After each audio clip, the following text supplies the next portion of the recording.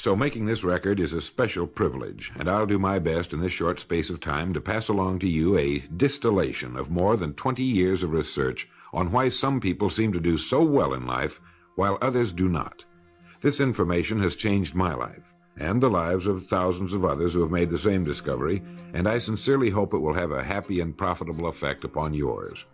I hope that whenever you listen to this record, you will do so with a notebook handy. We seem to forget the spoken word quickly, and only by repeated playings in the home, without distractions, can this information become a permanent part of your way of life. To begin, I would like you to remember this. Successful people are not people without problems. They have, as a rule, just as many problems and largely the same kind as everyone else.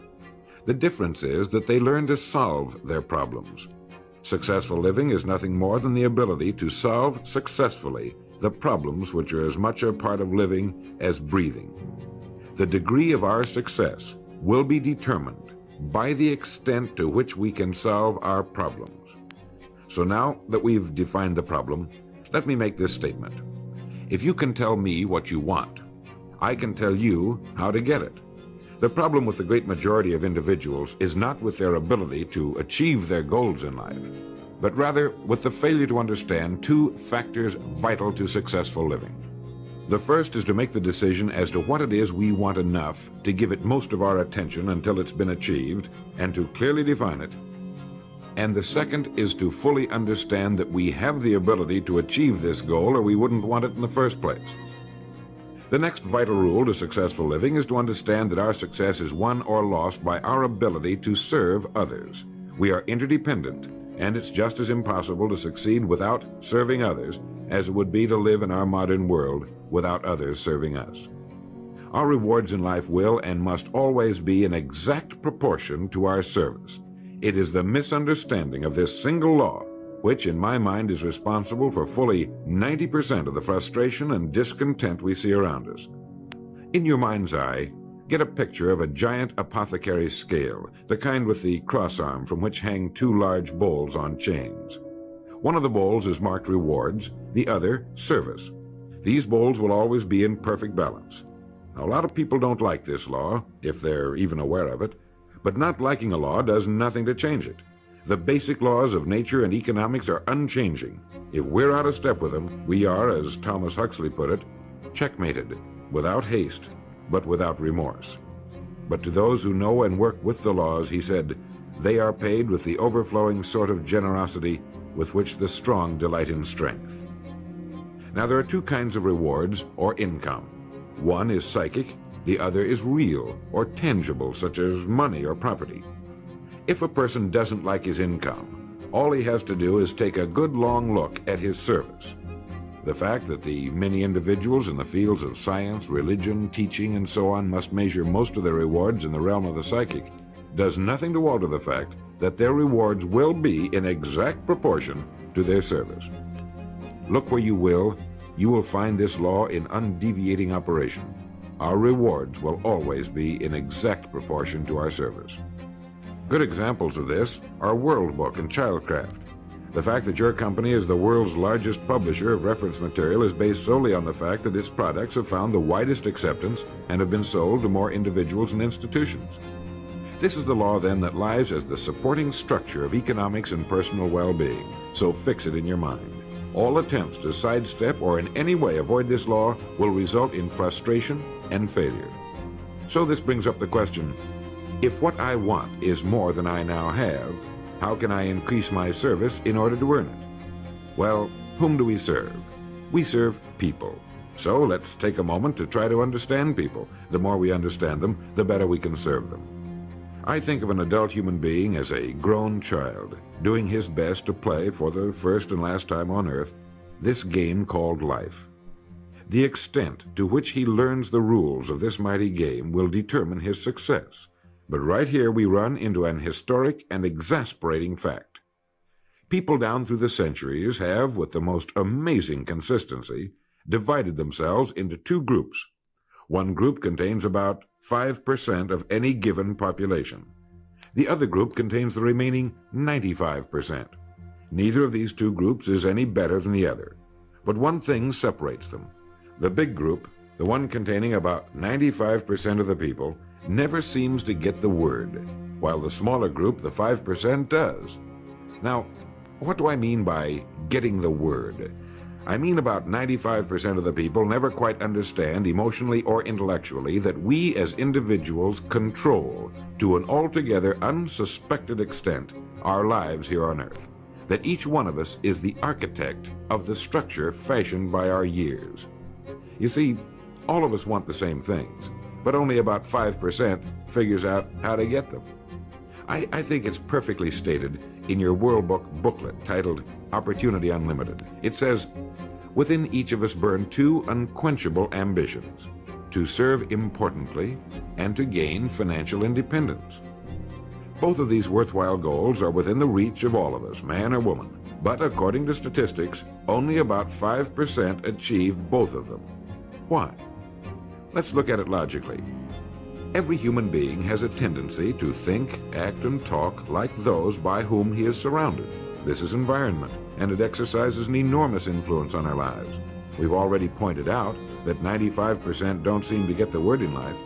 Then it follows that in the case of any given individual, the odds are 95 to 5 that he is surrounded by the larger group. And since a body in motion tends to remain in motion until acted upon by an outside force, that he will continue to conform to his group unless we can do a better job of serving him through knowledge. Here is our largest opportunity for service, and the rewards will take care of themselves. Now, right here, let me restate what we've covered so far. Our rewards, psychic and tangible, will be in proportion to our service. The failure of most people to live successfully is not caused by their lack of abilities, far from it, but rather in their failure to decide what it is they want, and understanding that our wants are governed by our talents and abilities, and that we are divided into two groups of roughly 5% and 95%, and that it's the 5% group which is successful. So here, let me give you a definition of success which, to my mind, covers the subject completely. Success is the progressive realization of a worthy ideal. That is, anyone who knows where he is going in life is a success. At the moment he makes the decision of what it is he intends to accomplish, of what it is he considers a worthy ideal, he is successful. Once this goal has been accomplished, he is again, by our definition, a failure, until he establishes a new goal toward which to work. To my mind, this is what we as human beings were intended to do, to go through life from one achievement to another, and to finally come to the end of our road here on earth, still reaching, still working toward a new and better plateau on which to stand. For this is to live and live completely, to know as much as we can know, to serve as much as we can serve, to accomplish as much as we can accomplish. Well, since success is the progressive realization of a worthy ideal, why are we faced with only 5% who can be called really successful? Because the best estimates available tell us that only about 5% will ever decide upon and define the one thing they want. One thing, because we can only do one thing at a time. To my mind, the story of a person's life is the story of a quest, a search to which he devotes his life. We know that the happiest people on earth are those who know exactly what it is they seek and set boldly out to find it. And while we're all dreamers, the fortunate ones are those who have found a dream so exciting and worthwhile that they'll devote a part or all of their lives to making that dream come true. But while all dream, by far the great majority, that 95%, never realizes that a persistent daydream is often the point on which we should set our compass, the place toward which it is meant for us to journey. The tragedy is that the great majority shrugs off this built-in direction finder and returns to the wide, visible, well-marked road in life which they feel must be the best road because it carries the heaviest traffic. Well, let's make this point clear. The road in life with the heaviest traffic is not the best road to follow, for it is the road of the 95%. It is the road with no more opportunity and with 19 times as much competition. Let me very briefly tell you how I got started on this business of making a study of people and why they wind up the way they do. I spent nearly 20 years looking for the secret to achievement. I didn't know it was older than the pyramids and had appeared in more than 50 million books. It started in 1933 during the last Depression for me. I was bothered by the difference that existed between what I had been told and what I could see around me. For example, I had been told that man was God's noblest creature and had dominion over all the earth and all its other creatures. I knew this was true, but in my neighborhood the creatures were eating better than we were, and I wanted to know why so many were poor when there was such abundance on the earth. They had no money, but there was still as much as there had been a few years before. Where it had gone? They had little education, yet education was on every side of them. They had very little food, yet it was raised in abundance. They lived in inadequate and ugly dwellings, yet there were good homes for sale. Well, it was apparent to me that these people didn't have the answer to the problem. They were good people, but they didn't have the answers. Here were people who were discouraged and confused in a world which should have been filled with challenge and excitement. It's true that we were in a period of general depression, but to the thinking individual, this represents another problem to be solved, another challenge to overcome. And to many, it was the thing that sparked their greatest accomplishments. I remember reading something once about discouragement. It was a fable about a devil's sale, and he had his many wares on display. There was the rapier of jealousy, the dagger of fear, the strangling noose of hatred, each with its high price. But on a purple pedestal, gleaming dully in the light, was a worn and battered wedge. This was the devil's most prized possession, and it was not for sale, for with it alone he could stay in business. It was the wedge of discouragement.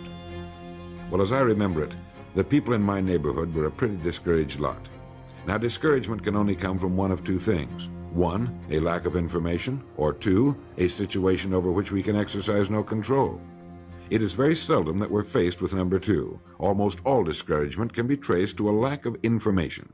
If you find yourself falling from the top of a high building, you could justify discouragement, but it can be traced to your having made the fatal step, and that was a lack of information about the law of gravity. When I asked these people why we were in the fix we were in, they did a very human thing. They blamed other people. They looked everywhere for the answer except where it really was, within themselves. These were the 95%. And I decided to find out just what it was that separated the haves from the have-nots, not just in a financial sense, but in every sense. I found the answers in books written by great men. I found the answer in the Bible. Why didn't these people of whom I speak know the answers? They didn't read good books. They didn't read the Bible. Everyone owned one because it was fashionable, like a set of Shakespeare, but they didn't read that either. They were discouraged because they lacked information. They didn't know the rules of this game called life, and they had been checkmated, without haste, but without remorse. They didn't realize that without a goal, an aiming point, we're without purpose or direction. They clung together, feeling somehow that there was safety in numbers, without realizing that in this case, just the opposite is true. They didn't know that if we conform to the big group, the odds are 95-5 that we'll miss the boat in life in almost every vital and important aspect of living. To prove this, you need only take a look at human history. Of all the billions of human beings who've lived on Earth, all great advances, all great ideas have come from just a handful, a few thousand out of billions. Now, how have the people as a group reacted to the great ideas? Every great leader and thinker, from Socrates to the Wright brothers, has been scorned, ridiculed, poisoned, imprisoned, stoned, pilloried, burned at the stake, or crucified. Mankind as a group has made a consistently grisly game of tormenting his saviors. Why? Lack of information, lack of knowledge. It comes from following the wrong crowd. What can we learn from all this as individuals? Two things. One, to amount to anything as individuals, we've got to be individuals. We've got to have individual goals, individual thinking, individual action. And two, we must never conform to the great mass of people. We must love them, help them, for our joy and success will be determined by the extent to which we serve them. But we must never lose our individuality and identity by permitting ourselves to be submerged in this suffocating sea of indirection and purposelessness.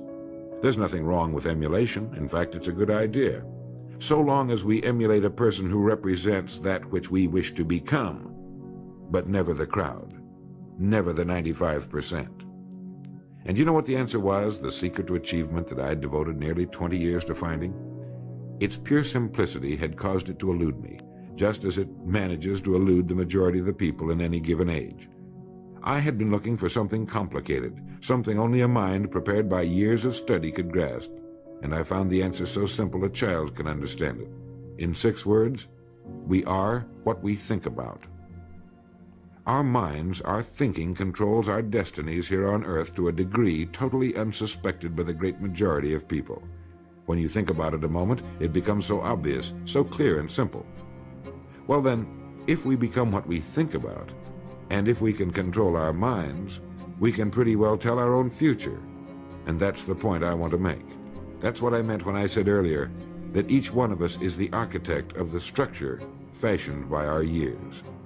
This means that if we're confused about what we wish to become or accomplish, our lives, our environment will mirror that confusion. It also means that if we know what it is we seek, that it must be accomplished.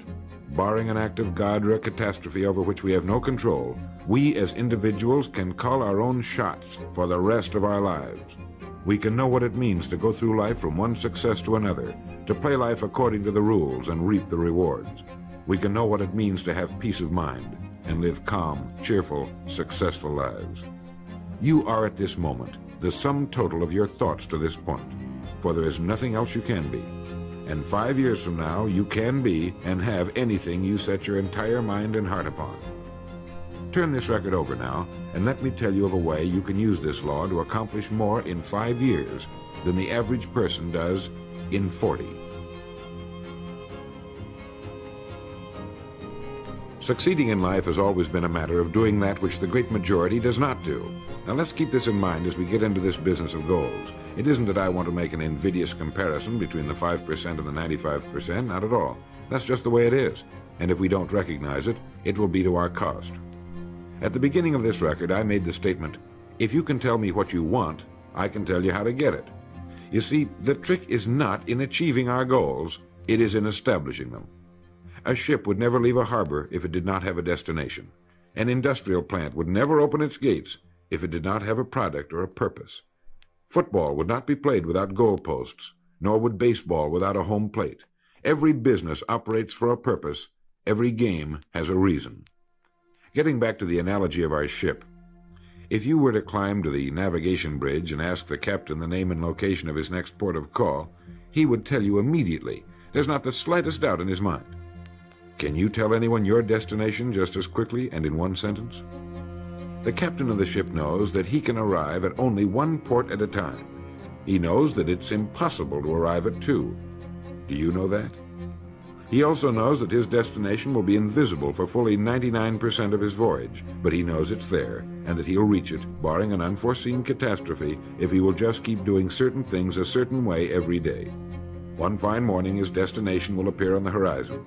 He'll sail into port, his voyage successfully completed.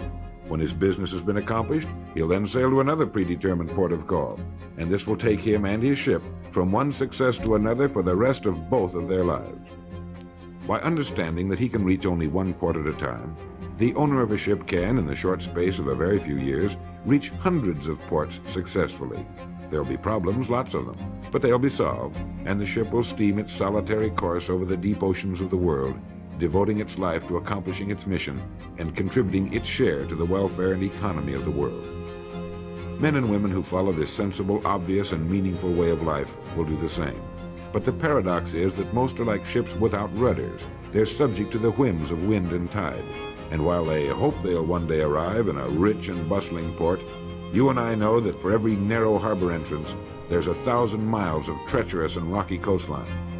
The chances of their just drifting into port are 1,000 to 1 against them. These are the unfortunate people who, not knowing the rules, believe that circumstance controls our lives. They believe in luck and superstitions, fate, the breaks. They believe that success comes as the result of who you know, not what you know. And while they cling to their false alibis, life passes them by. For the rules of life are just, and they are checkmated, without haste, but without remorse. Now what about you? Remembering that the definition of success is the progressive realization of a worthy ideal, what's the ideal toward which you are working, now, today, yesterday, and tomorrow? Can you write it in one sentence? Is your goal sharply and clearly defined? Now for a moment, let's return to the message in your booklet, Opportunity Unlimited. It reads, within each of us burn two unquenchable ambitions, to serve importantly and to gain financial independence. The first of these two desirable goals you've already achieved by being in the World Book Childcraft organization. Now let's take a look at the second ambition, financial independence. I mentioned on the first side of this record that I could tell you how you could be and have anything you set your mind on in 5 years. To better understand this, you must examine one of the most overlooked facts in the world. It is that every job, no matter what it may be, holds somewhere within itself the key to everything we want in life, the key to greatness. But we must look for it, and we must think. Since only about 5% make the grade, we must place ourselves in this percentage group. We can do this by making 2 decisions. The first is to decide once and for all that this is what you're going to do for a living, that this is going to be your career, since its opportunities are unlimited and it's constantly growing with our dynamic economy and our exploding population. In the past 13 years, World Book sales have increased 800%, and even this enormous volume is expected to double in the next 5 years or less. I think you can easily see that by being in this business now, your future is unlimited in this organization, both from a career and economic standpoint. It is being undecided, uncommitted about what we're going to do that keeps us from doing our best. We're working with one hand and looking around with the other. As a result, we do neither satisfactorily. And remember, this work contains within it the road to greatness, the key to anything you want for yourself and your family. Hundreds of people have already proved this in the last few years, so make the decision once and for all. Once this has been made, you'll feel as though a weight has been lifted from your mind. Perhaps for the first time in your life, you'll know where you are in the world. You know you have a place where you can serve, where you're needed and respected, where what you're doing is important.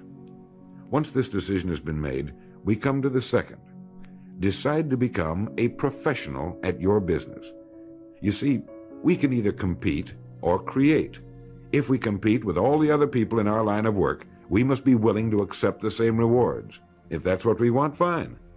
But if we want to become professionals at what we do, then we must create.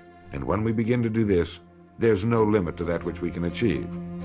We hear a lot these days about a word called security. Everyone wants security, but not 1 in 10 can tell you what it is. Most people will tell you that security rests with a job. This is impossible. There is no such thing as a job that represents security. Anyone with a job can lose it for any one of 1,000 reasons at any time.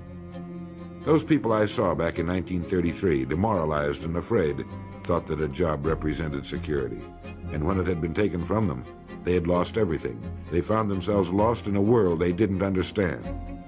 No, a job cannot represent security. There is only one place on earth you can find security, and if it isn't there, it isn't anywhere. It's inside of a person, never outside. If a man has security inside, where it belongs, his wife and children can feel it when he sits down to eat with them, and they're warmed by it. If a man has security inside where it belongs, you can see it walking down the street, and you can feel it when he enters a room. That's security, and you can't take it away from him. You can take away his money, his home, everything but a wife who's willing to start over, and most of them are, and drop him anywhere in the country. Go back in a year and he'll be doing just as well as when you found him the first time. You can't keep a good man down, no matter what you do to him. Like cream on milk. You can shake it all day, but just set it down for a while and it'll bounce right to the top again. This man or this woman has security, where it belongs. And do you know where it comes from? It comes from doing what we do for a living surpassingly well. It comes from being a pro in a world of amateurs. Becoming a pro isn't difficult. It comes from knowing what to do with time. It comes from knowledge, planning, and working. First, knowledge. This means learning everything we can about what we sell, about World Book, Childcraft, and our sales material. Learning everything we can about people, since that's who we sell, and learning everything we can about selling, since that's our profession. What we sell, who we sell, and how to sell. Those 3 subjects would fill a large library, but we can take things one at a time, and by devoting an hour a day to study, we can become outstanding professionals in 5 years or less. And it's the professionals in this business who can write their own tickets, good times or bad. They can live where they choose, and being professionals, work when they choose. Second, planning. This means writing down the specific goal we're now working toward. It means writing in detail about the first port of call we want to reach, realizing that we can only reach one at a time. It means selecting the income we feel will represent financial independence to us. Once this has been selected, we know exactly what we must do in order to reach it. As soon as our first goal has been reached, we can set a new one. The person who does this is the person people call lucky. Good things just seem to happen to him. The so-called breaks start coming his way. But it's a result of planning and working positively that attracts the good things to us. I can't emphasize too much the importance of describing your goal in detail. If it's a beautiful new home, get the actual plans, or at least an elevation drawing of the home, and carry it with you so that you can look at it regularly. If it's a certain amount of money, write down the specific amount for the coming year to the penny, and then work your plan. Whatever your goal may be, write it down in detail. Then you're like the ship. You're on course, and you'll reach more successful ports in a few years than most men do in a lifetime. And third, working. Working more than the average, if we're going to achieve more than average results, is necessary, of course. But with proper planning and with knowledge, it seems easy. Moreover, to work, we need energy, and energy is inextricably linked to desire. Unless we have a desire to do a certain thing, we find ourselves without the energy. But you will never find desire without energy. Once our goal has been crystallized in our minds and we realize that we become what we think about, our doubts vanish as to whether or not we can achieve our desired ends, and with the picture of our dream in our mind, we have abundant energy. Let me quote from William James' essay on vital reserves. Compared with what we ought to be, we're only half awake. Our fires are damped. Our drafts are checked. We're making use of only a small part of our possible mental and physical resources. Stating the thing broadly, the human individual thus lives usually far within his limits. He possesses powers of various sorts which he habitually fails to use. He energizes below his maximum, and he behaves below his optimum. And then he wrote, "Excitements, ideas, and efforts, in a word, are what carry us over the dam."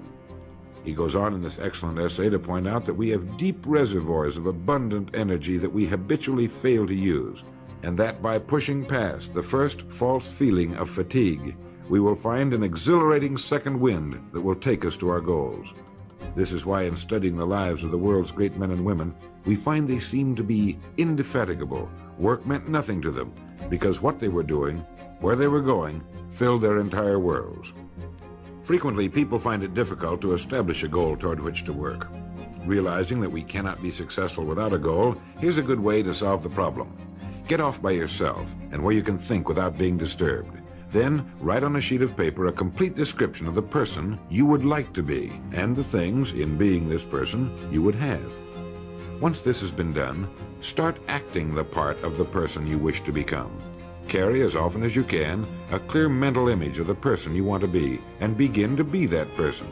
Soon this will become so knit with habit, it will lead you without fail to the goal you seek.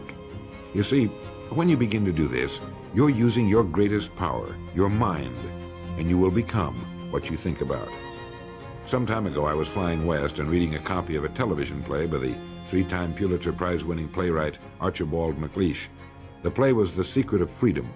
Suddenly I read a line that shook me to the soles of my feet, and for a long time I stared out of the window, thoroughly digesting the line I had just read. Here is that line. "The only thing about a man that is a man is his mind. Everything else you can find in a pig or a horse." Think about that line until you know what it means. The only thing that sets us apart as human beings is our divine minds. Everything that means anything to us, our love of our families, our faith, our dreams, our talents and abilities, our religion, everything we know, is connected to us solely through our minds. Our minds represent our hope and our future. Yet, as a rule, it is the last place the average person will turn to for help. Your mind contains riches beyond belief, but you must prospect this rich and largely unexplored continent. And the only way it can be prospected is by systematic study and systematic thinking. Your mind is like a muscle. It will develop only to the extent that you use it, no more. By devoting an hour a day to study, you're building your mind into a powerful and creative servant. If you only do this 5 days a week, it comes to 260 hours a year. That's 1,300 hours in 5 years, or the equivalent of 162 8-hour days devoted to study and research. Believe me, if you will do this, In 5 years, you'll be one of the most accomplished professionals in your field, and you'll have the world on a string. You will virtually be able to write your own ticket. The average man works 8 hours a day, about 50 weeks a year for 40 years. That's time enough to become great at anything. The time will pass anyway. We might as well reap the rewards. So now, let's sum up and reduce the whole thing to a workable formula, a set of rules for this game of life that cannot fail to take us to where we wish to go. The first and most important thing to remember is the rule that controls our life. We become literally what we think about. This means that we must establish a worthwhile goal toward which to work, a goal that will occupy our minds most of the time. This goal should be written out or illustrated. We should look at it and restate our purpose every morning, every night, and as many times during the day as we can. We must fully understand, emotionally as well as intellectually, that whatever it is we set our heart upon will become real in our lives. We must also remember the law that lies as the basic foundation for all economics and personal well-being as well. Our rewards will be in exact proportion to our service, and if we want to get into the top 5% of the people, we must often cut ourselves away from the effects of our environment and become individuals with individual goals, individual thinking, individual actions. We must realize that our daily work contains more opportunities than we could develop in a lifetime, and that our job contains within itself the key to greatness, the road to everything we could possibly want in life for ourselves and our families. We must realize, too, that security can be found in one place only, inside of us. If it isn't there, it isn't anywhere. And the only road to security lies in doing what we do for a living, surpassingly well. And lastly, that we must become professionals at what we do, and that becoming a pro involves knowledge, planning, and working. Knowledge of what we sell, who we sell, and selling. Planning by establishing the goal, which automatically establishes our work pattern. The great salesman is like the great golfer. It looks easy the way he does it, because it is easy the way he does it. But it took time, dedication, and work in its accomplishment. Is it worth it? You bet it is. P.G. Hamilton once wrote, "Let's be different. A strong life is like that of a ship of war, which has its own place in the fleet and can share in its strength and discipline, but can also go forth alone to the solitude of the infinite sea. We ought to belong to society, to have our place in it, and yet be capable of a complete individual existence outside of it. And remember the strangest secret, will you? You are now, and you will become what you think about." Thank you.